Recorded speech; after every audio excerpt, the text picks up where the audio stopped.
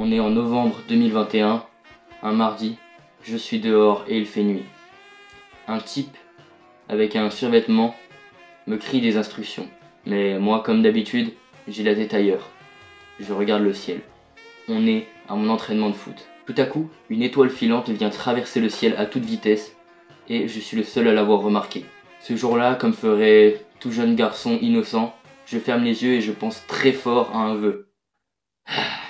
Je souhaite avoir une petite copine. Maintenant, si t'es dans cette situation, je vais pas te juger parce que je sais ce que c'est et j'étais exactement dans la même situation. Et du coup, dans cette vidéo, je vais te montrer 3 bonnes raisons de bien croire que c'est la pire mentalité si tu veux t'améliorer. Bref, si tu me connais pas, je m'appelle Lies, je fais des vidéos sur le développement personnel et j'aide les jeunes hommes comme moi à se surpasser quotidiennement. Bref BG, je vais pas tarder, on va déjà passer à la première bonne raison. La première chose qu'il faut que tu saches, c'est que tu es le seul maître de ta vie. Ce qui signifie que tu dois pas attendre que quelqu'un change quelque chose dans ta vie ou que quelqu'un change ta vie, il faut que tu le fasses toi-même, c'est toi qui dois changer ta propre vie. Il faut que tu comprennes que même si peut-être qu'à l'heure actuelle dans ta vie tu ne t'aimes pas, tu as beaucoup de soucis, c'est toi le personnage principal de ta vie, c'est toi le personnage principal de ton histoire, c'est à toi de créer ton histoire toi-même. Il n'y a pas un auteur ou alors une voix off qui va décider à ta place ou la petite copine que tu aimerais avoir qui va entrer dans ta vie et te dire quoi faire. Non, c'est pas comme ça que ça marche. Je vais te dire une chose et ça va peut-être te paraître dur, mais écoute-moi bien.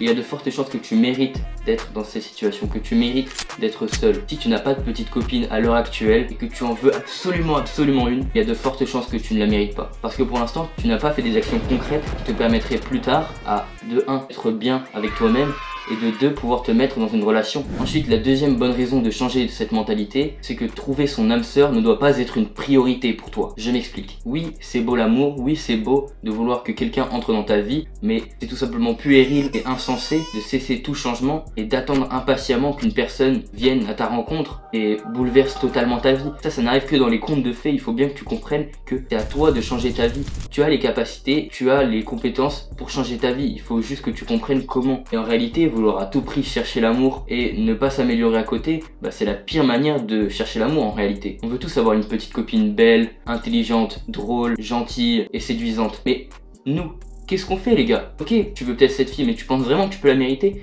Sois honnête avec toi-même quand tu vois une fille dans la rue et que tu la trouves belle. Demande-toi avant, est-ce que je mérite d'être en couple avec cette fille? Est-ce qu'il n'y a pas une différence? Est-ce que moi je suis vraiment un 8 sur 10 comme elle est une 8 sur 10? Ensuite, si tu veux t'améliorer et devenir plus séduisant, être mieux avec toi-même pour pouvoir ensuite rencontrer la bonne personne, faut pas que tu oublies que les papillons viennent dans les beaux jardins. Donc cette citation elle explique que au lieu de vouloir trouver la bonne personne, deviens d'abord la bonne personne. Tu crois vraiment que la bonne personne va venir comme ça?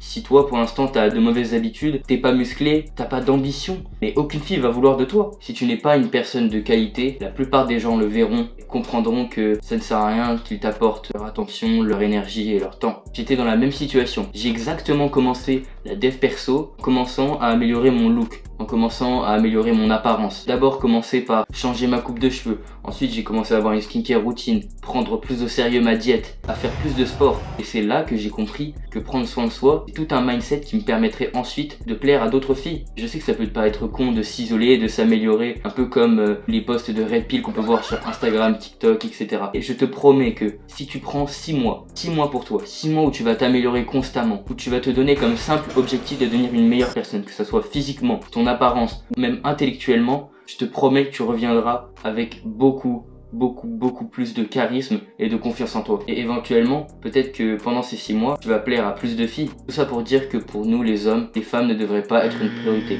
Oui, l'humanité fonctionne comme ça. On est fait pour donner naissance, l'homme et la femme. C'est pas pour autant que nous, on doit se concentrer sur les femmes. Je ne dis pas que c'est un aspect qui n'a pas d'importance dans notre vie. Au contraire, c'est quelque chose de très important pour pouvoir ensuite fonder une famille et faire perdurer l'espèce. Mais le truc c'est que tu dois d'abord te concentrer sur toi avant de te concentrer sur une personne. Avant de vouloir chérir quelqu'un, tu dois d'abord te chérir toi-même, te plaire à toi-même pour pouvoir plaire aux autres. Bref, maintenant moi je te dis, il faut que tu mettes ces conseils en application. Je te laisse, c'était Lies, le seul influenceur dev perso qui met des djellabas en vidéo.